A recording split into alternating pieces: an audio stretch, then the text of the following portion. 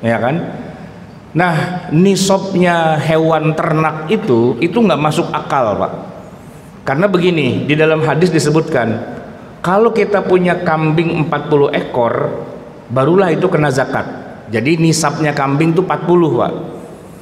Lalu kalau sapi ternyata 30 ekor. Jadi kalau kita buat perbandingan antara nisabnya kambing dengan sapi, itu mahalan mana? Nah, zakat itu, Pak, sebagiannya itu adalah ritual. Bahkan yang agak parah kalau saya bacakan ayat Al-Qur'an di mana Allah Subhanahu wa taala berfirman di surat At-Taubah ayat 60 bahwa harta zakat itu tidak boleh diserahkan, tidak boleh disalurkan kecuali kepada 8 asnaf. Nah, kita mau mikir gimana nih? Harus ngumpulin duit sebanyak-banyaknya, atau yang penting kita kalau emang terpenuhi kewajiban syarat-syaratnya kita bayar, kalau emang nggak terpenuhi nggak usah, gitu ya. Nah, itu pecah dua itu para ulama di zaman modern ini. Sebagian bilang begini, walaupun syarat nggak terpenuhi, bayar aja, ya. Termasuk nih, Pak, kalau zakat kan nggak boleh kepada orang kafir, ya. Tapi kalau sedekah bebas itu, Pak. Mau kafir, mau Islam, mau rajin sholat, nggak rajin sholat, kita sedekah tuh, Pak, aman. Bahkan sedekah kepada tukang tipu, kan ada, Pak, tukang tipu. Ya dia nipu, pura-puranya miskin padahal bukan. Itu di sisi Allah jatuhnya ya dapat pahala kita.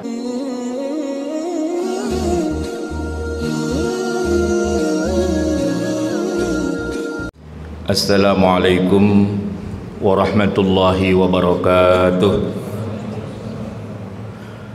Alhamdulillah alladzi bi ni'matihi tatimmus shalihat. Allahumma salli wa sallim wa barik ala sayyidina Muhammad wa ala alihi wa sahbihi ajma'in, amma ba'd. Jamaah hadirin yang dirahmati Allah, sebagaimana tadi sudah diumumkan, kajian kita ini akan bicara seputar zakat, fikih zakat, dan juga peranan serta fungsinya dalam mengentaskan kemiskinan atau mensejahterakan umat. Jamaah sekalian, biasanya para ulama membagi agama itu menjadi dua bidang. Ada bidang ubudiyah dan ada bidang muamalah. Ubudiyah itu seperti yang barusan kita lakukan, sholat, itu kan ubudiyah, ritual. Kemudian misalnya kita haji, sa'i atau tawaf, melontar jumroh, itu adalah ritual. Nah, satu lagi adalah yang sifatnya muamalah. Bedanya antara ritual dengan muamalah itu gerakan-gerakan ibadah ritual itu biasanya ghairu ma'kulil makna. Maknanya itu tidak bisa dicerna oleh otak. Dalam arti tidak ada logikanya. Kenapa sih zuhur itu 4 rakaat? Kenapa subuh cuma 2? Bukankah harusnya yang lebih logis ya? Karena kita baru bangun tidur, sekalian buat warming up, pemanasan, harusnya ya paling enggak 6 rakaat, 8 rakaat lah gitu subuh itu, sekalian kita gerak badan gitu. Ternyata cuma 2. Isya yang kita udah capek malah 4 rakaat. Atau katakanlah begini, Pak, kita mau sholat kan wudhu ya, kalau nggak ada air kan gantinya tayamum. Nah, ini apa urusannya? Tanah, debu diteplok-teplokin ke wajah, itu kan secara logika nggak masuk akal. Tapi ya karena itu ibadah, itu adalah ritual, ya dari sononya udah begitu ya kita ikutin aja ya. Cemong-cemong tuh muka gara-gara kita tayamum, tapi ya begitulah ajarannya. Nah, tetapi kalau kita bicara yang sifatnya muamalah, itu semua memang pakai dasar akal dan logika, bukan pakai istilahnya ajaran atau tuntunan. Kalau masuk akal oke, kalau nggak masuk akal ya enggak, begitu. Misalnya kita membantu orang, membantu apa namanya kemiskinan dan sebagainya, nah itu bukan agama ya, bukan ibadah. yang sifatnya mahdhah, tapi dia adalah ya gimana caranya kita menentaskan kemiskinan, kemakmuran dan sebagainya, itu pakai akal, pakai ilmu ekonomi dan sebagainya. Nah, jamaah sekalian, yang kira-kira berdiri di dua kaki itu adalah zakat. Di satu sisi zakat itu masih sangat kental ritual ibadahnya, tapi di sisi yang lain zakat juga masuk dalam dimensi muamalah, dan disitulah kita jadi perlu sedikit lebih memfokuskan pada bagian mana zakat itu jadi ibadah dan pada bagian mana yang jadi muamalah. Saya harus kasih contoh begini jamaah sekalian. Bicara zakat itu kan tidak wajib kalau belum mencapai nisab, ya kan? Nah, nisabnya hewan ternak itu nggak masuk akal, Pak. Karena begini, di dalam hadis disebutkan, kalau kita punya kambing 40 ekor, barulah itu kena zakat. Jadi nisabnya kambing itu 40, Pak. Lalu kalau sapi ternyata 30 ekor. Jadi kalau kita buat perbandingan antara nisabnya kambing dengan sapi, itu mahalan mana? Mahalan sapi. Karena sapi itu sebenarnya kalau kita buat kurban aja kan 1:7, antara sapi dengan kambing 1:7. Tapi giliran nisab kok nggak 1:7? Nah, ini kan sudah nggak sesuai nih dengan alur logika pemikiran. Punya sapi 30 ekor kena zakat, sedangkan punya kambing 40 ekor udah kena zakat. Bagaimana dengan unta? Unta 5 ekor. Nah, itu lebih nggak nyambung lagi. Bagaimana dengan di luar sapi, kambing, unta? Malah nggak ada zakatnya. Jadi ibarat kata nih Pak, peternak ayam, ayamnya 3000 ekor Pak. Itu kalau ditanya nisabnya berapa? Blank, nggak ada nisabnya. Kenapa? Karena tidak ada contoh petunjuk dari Nabi. Nah, dari situ Pak, sebagian ulama mengatakan, ya kalau nggak disebutin nisabnya berarti ayamnya itu walaupun 3000 nggak ada zakatnya. Karena zakat itu harus ikut ketentuan, jangan dikias. Anda kalau mau mengkias, kiasnya dari awal udah grecok itu. Mau dikias kemana? Ke kambing, ke sapi, apa ke unta? Dari awal udah grecok itu Pak. Sama satu lagi nih yang nggak masuk akal juga, ada namanya zakat urudut tijarah. Pak, orang dagang itu kalau pakai logika kita ya, dagangannya laris, untungnya banyak, wajarlah kalau dia kena zakat berdasarkan perputaran uangnya. Ya namanya juga untung banyak, wajar dong kalau dia zakat, gitu ya, logika kita. Tapi kalau hadis Nabi itu nggak begitu. Ya, orang dagang untung banyak, ya, barang dagangannya masuk keluar, malah tidak ada zakatnya. Urudut tijarah itu jus yang dia jual itu berhenti di gudangnya setahun nggak laku, malah kena zakat. Kan nggak masuk akal gitu Pak. Masa barang saya nggak laku, berarti kan dagangan saya nih, bisnis saya nih bermasalah gitu ya. Ada barang numpuk gitu. Contoh yang gampang gini Pak, orang jualan material bangunan. Itu kalau kan yang dijual kan yang dijual kan pasir gitu ya, semen, batu atau batu kali, batu bata dan sebagainya. Kalau datang nih ya, barang material masuk ke materialnya, seminggu 2 minggu udah habis, masuk lagi seminggu 2 minggu udah habis, itu malah nggak kena zakat Pak, padahal untungnya dia gede. Tapi kalau material itu ngongrok aja Pak, setahun itu nggak laku, nggak dicowel-cowel dan sebagainya, ya justru malah kena zakat. Nah, ini kan nggak masuk akal. Tapi begitulah yang namanya zakat, memang separuhnya itu adalah ritual ibadah. Ya dia kayak orang mengusap 2 sepatu Pak.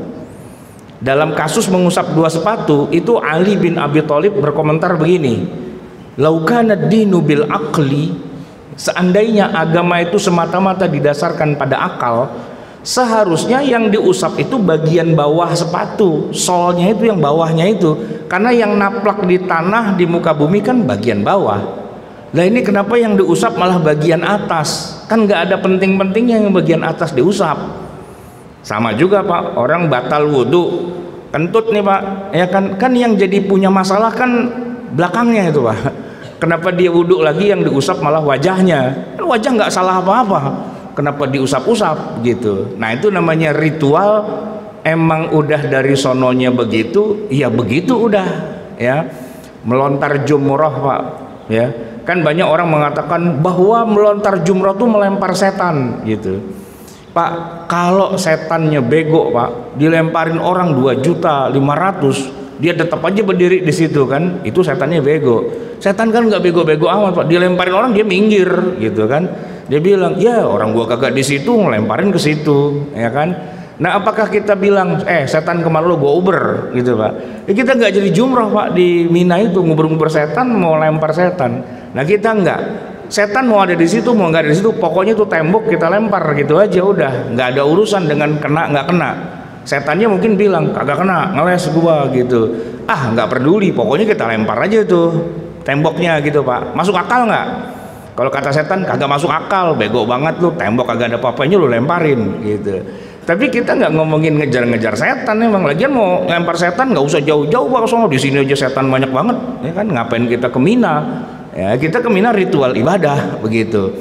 Nah zakat itu Pak sebagiannya itu adalah ritual, bahkan yang agak parah kalau saya bacakan ayat Al-Quran di mana Allah Subhanahu Wa Taala berfirman di surat At-Taubah ayat 60 bahwa harta zakat itu tidak boleh diserahkan, tidak boleh disalurkan kecuali kepada 8 asnaf.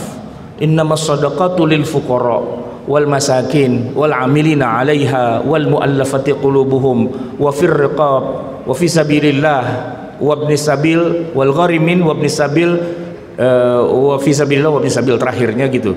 Jadi 8 asnaf.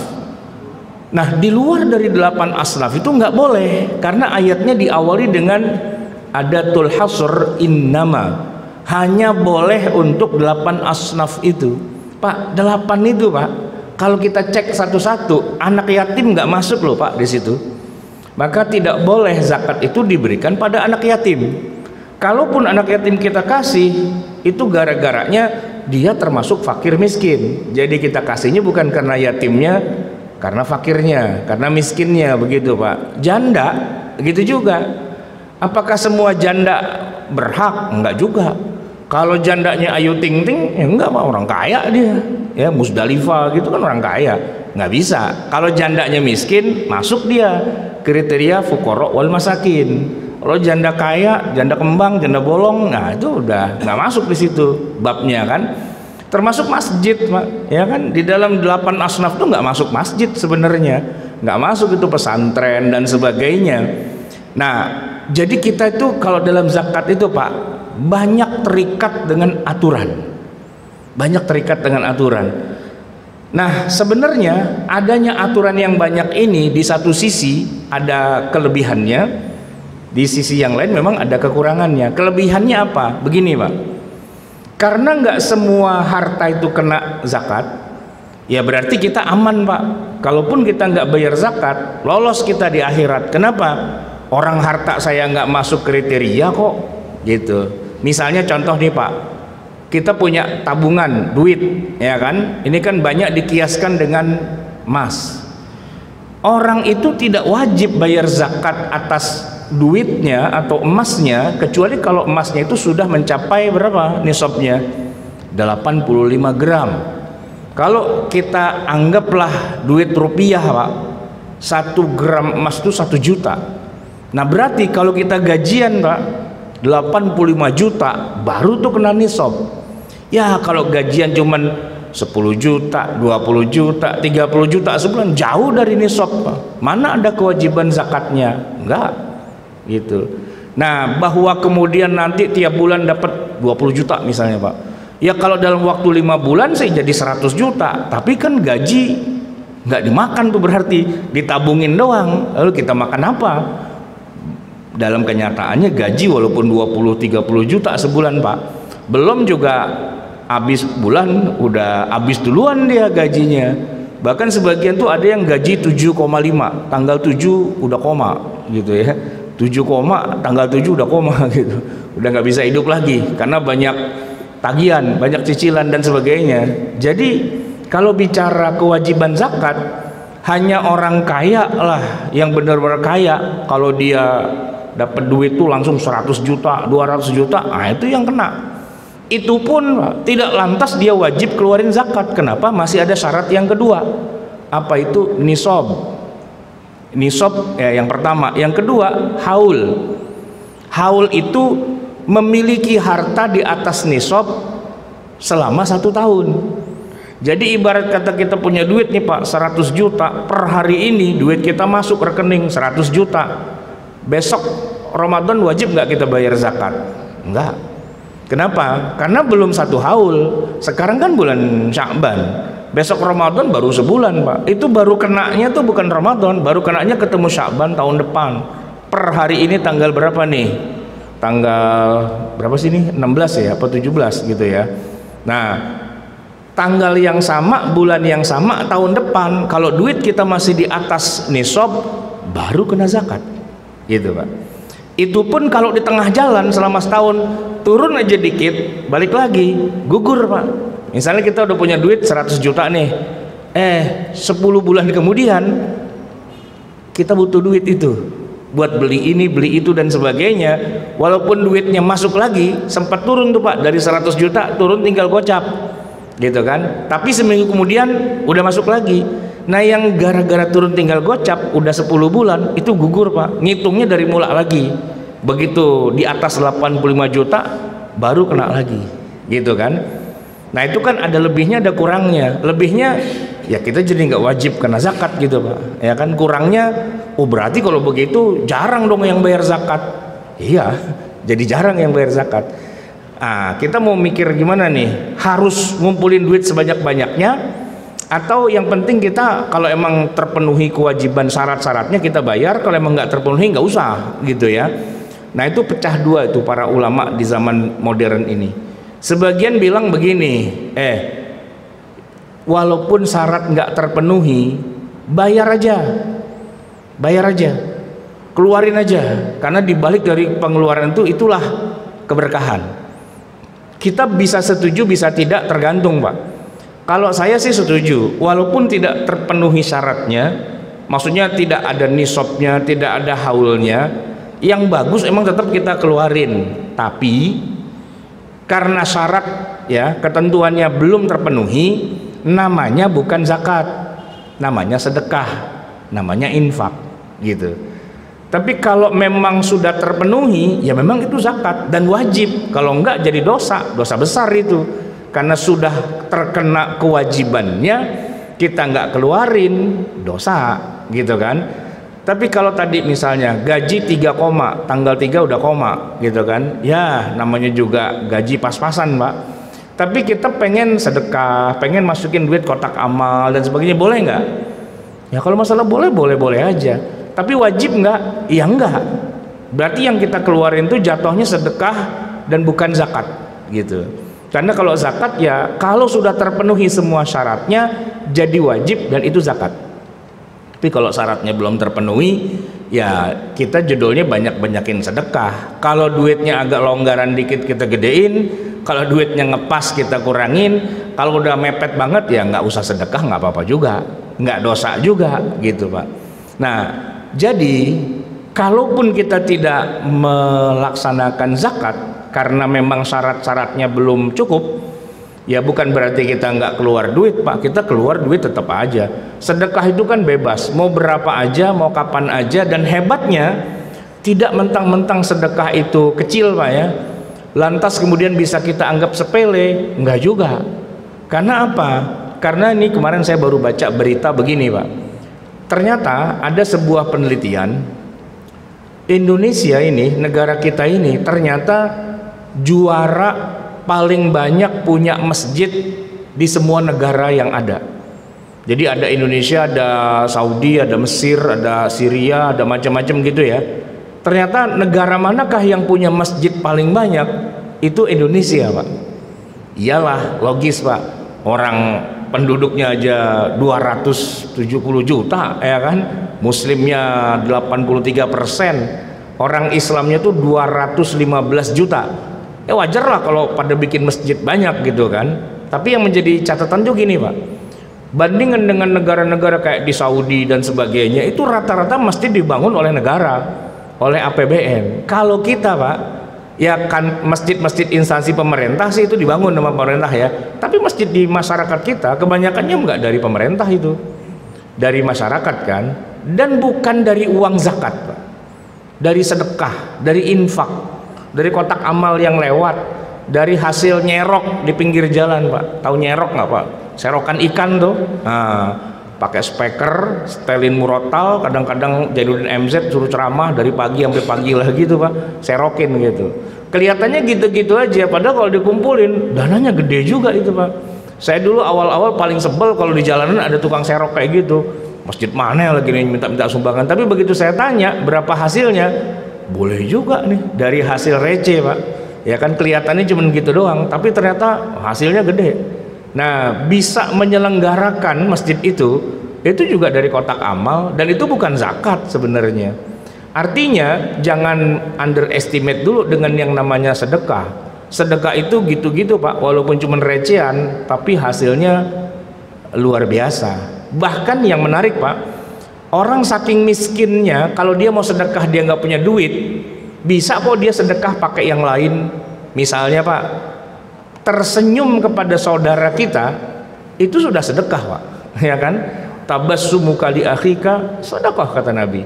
Senyum Pak, ketemu orang senyum, ketemu orang senyum, itu bagus, banyakin senyum Pak, daripada ketemu orang merengut mulu. Orang kan jadi curiga, kenapa sih orang naik darah mulu bawaannya, mau merengut aja. Tapi kalau ketemu senyum-senyum itu bagus Pak, asal ketemu orang. Kalau nggak ketemu orang senyum-senyum mulu, nah itu jadi masalah juga Pak. Tanyain obat dimakan apa belum tuh, begitu kan, senyum-senyum sendiri jadi masalah itu Pak ya.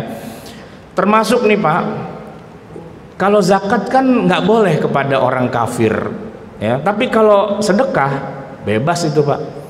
Mau kafir mau Islam, mau rajin sholat nggak rajin sholat, kita sedekah tuh Pak aman. Bahkan sedekah kepada tukang tipu, kan ada Pak tukang tipu ya, dia nipu pura-puranya miskin padahal bukan, itu di sisi Allah jatuhnya ya dapat pahala kita. Bahkan ketipu Pak, ketipu orang ya, di apa namanya, ditipu katanya investasi apa segala macam gitu ya, kan keluar tuh duit kita. Itu kalau niatkan ya Allah, ya udahlah saya anggap sedekah, jadi pahala itu Pak ya, walaupun jangan teledor ya, hati-hati gitu ya. Tapi ibarat kata begini Pak, kita dimalingin orang, dirampok orang, diperes, ditilep, ditimpe, dibohongin, dicipuain dan sebagainya, itu kan harta kita keluar. Itu kita niatkan ya Allah, semoga itu jadi pahala buat kita, itu jadi Pak pahala begitu. Termasuk nih Pak, kita punya pohon mangga udah mateng, belum sempat kita petik diduluin sama codot Pak, dimakan codot gitu. Nah, itu juga jadi sedekah, sedekah codot namanya ya kan, codotnya yang makan gitu kan. Itu jadi pahala Pak. Kita makan nih, ditungguin sama kucing, kata kucing lama banget lu makannya, tunggu mana nih bagian kepala sama buntut gitu ikannya Pak, kita kasih tuh lu makan cing, dapat pahala kita.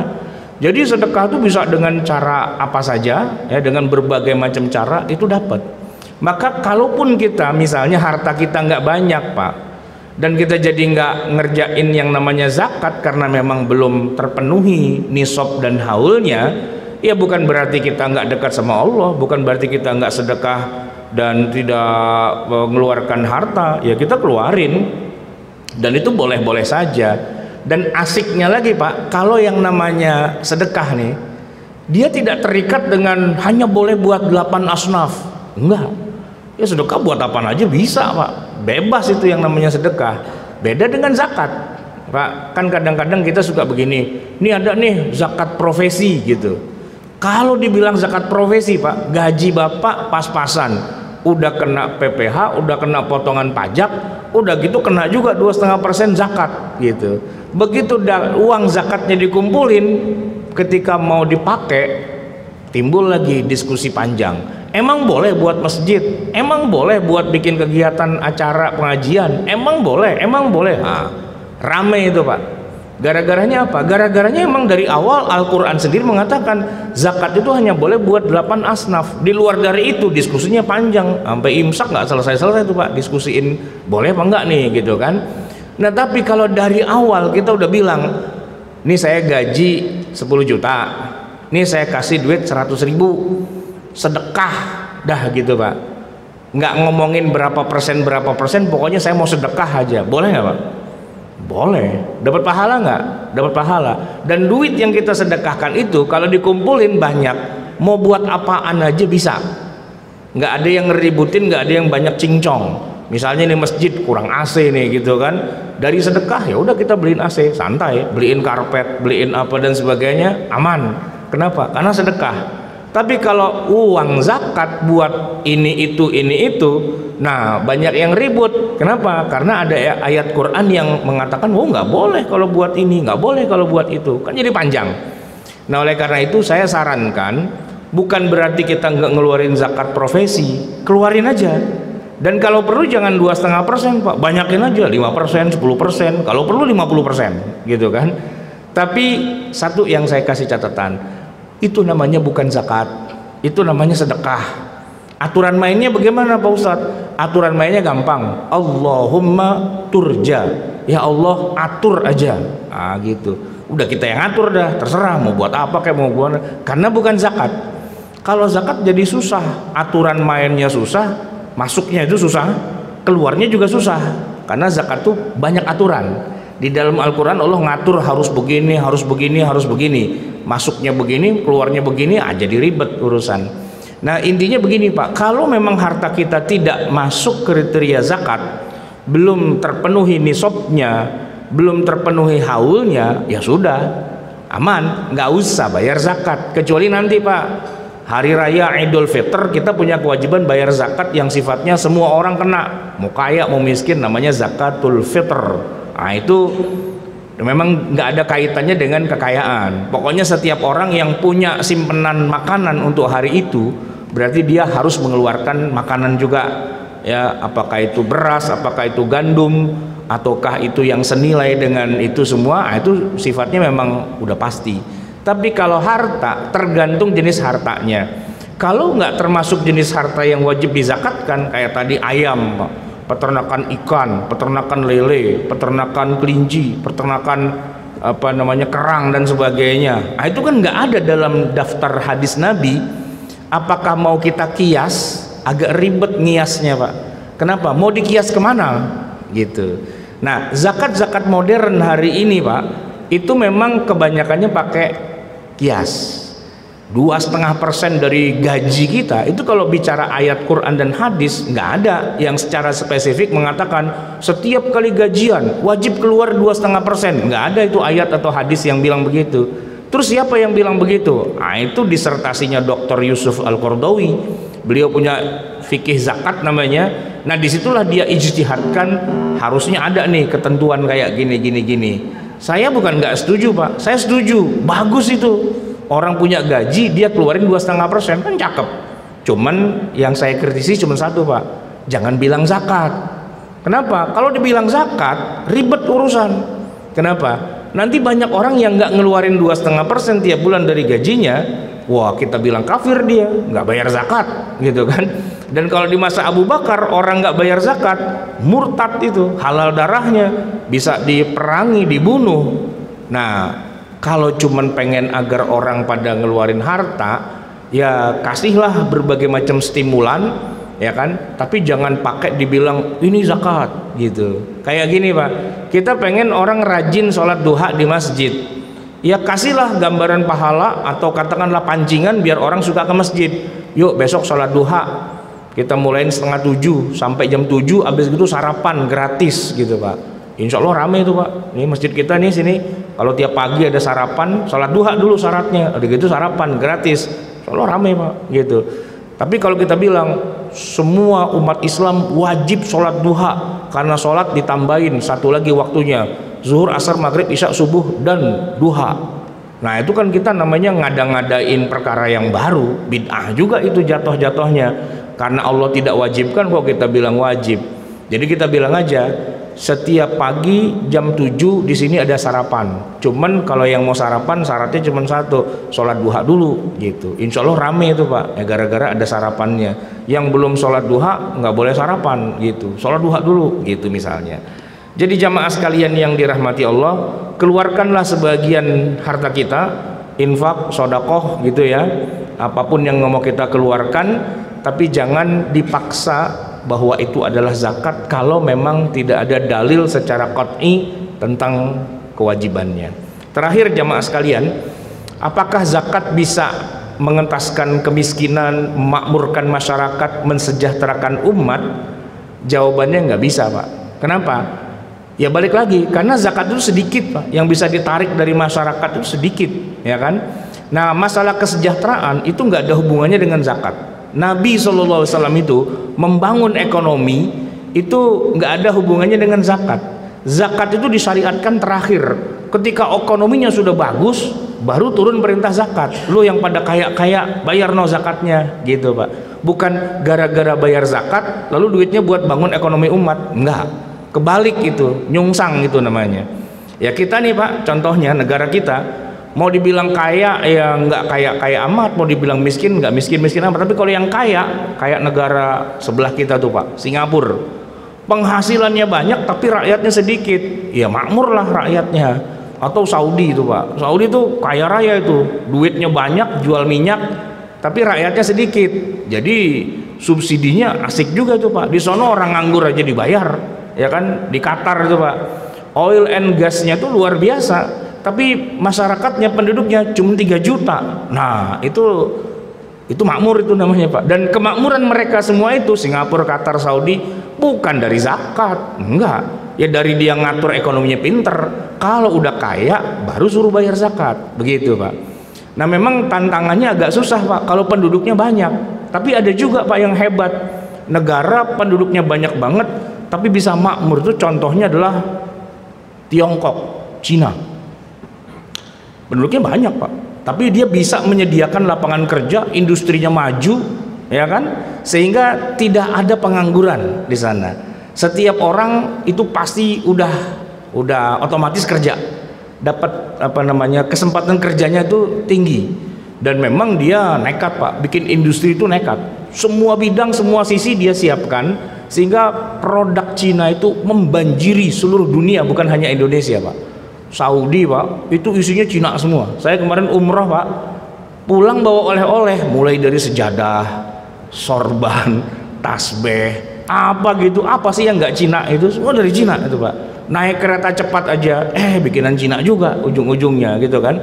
Dan memang begitulah, dia bisa bikin produksi yang massal, masif, dan membanjiri pasar dunia. Kita nih Pak di Indonesia beli sepatu online, saya buka-buka nih Pak di marketplace, wah ada sepatu cakep nih, Cibaduyut gitu, harga 250.000, ongkos kirim 50.000, kena 300 Pak. Sepatu yang sama persis buatan Cina, dibikin di Cina, cuman gocap Pak, dan nggak pakai ongkir, langsung sampai rumah saya. Mendingan beli yang 300, mendingan yang beli gocap, ya beli gocap lah gitu kan. Nah gimana caranya? Itu bukan dengan zakat Pak, orang Cina mana ngerti zakat itu, dia ngatur aja ekonominya dengan baik, ya kan. Nah sehingga di sana Pak, hampir semua pemuda itu dapat pekerjaan. Nah makanya mafia Cina yang dulu terkenal gitu ya, sekarang udah nggak ada Pak. Ketua-ketua mafia itu, gangster dan sebagainya, sekarang kekurangan SDM. Ya, tukang copet, tukang maling, tukang rampok, kekurangan SDM. Kenapa? Dia nyari peserta gitu ya, udah pada kerja semua. Nggak mau gue jadi rampok. Kenapa? Kerja aja mendingan Pak gitu. Tapi negara-negara yang tidak mampu menyediakan lapangan kerja, nah isinya perampok semua itu, ya kan. Baik perampok pasar di jalanan atau perampok di jabatan ya kan.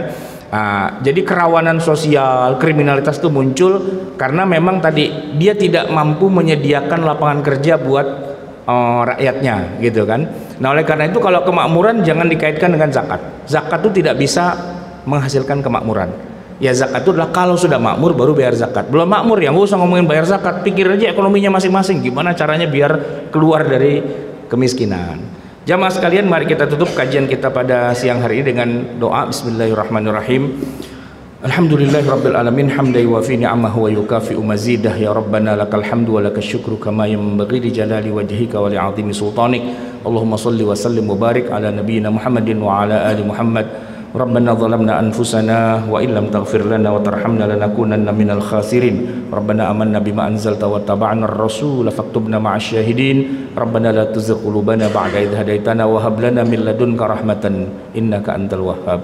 Rabbana atina fid dunya hasanah wa fil akhirati hasanah wa qina adzabannar. Sallallahu alaihi sayyidina Muhammadin wa ala alihi wa sahbihi wasallam. Subhana rabbika rabbil izzati amma yasifun wa salamun alal mursalin walhamdulillahi rabbil alamin. Assalamualaikum warahmatullahi wabarakatuh.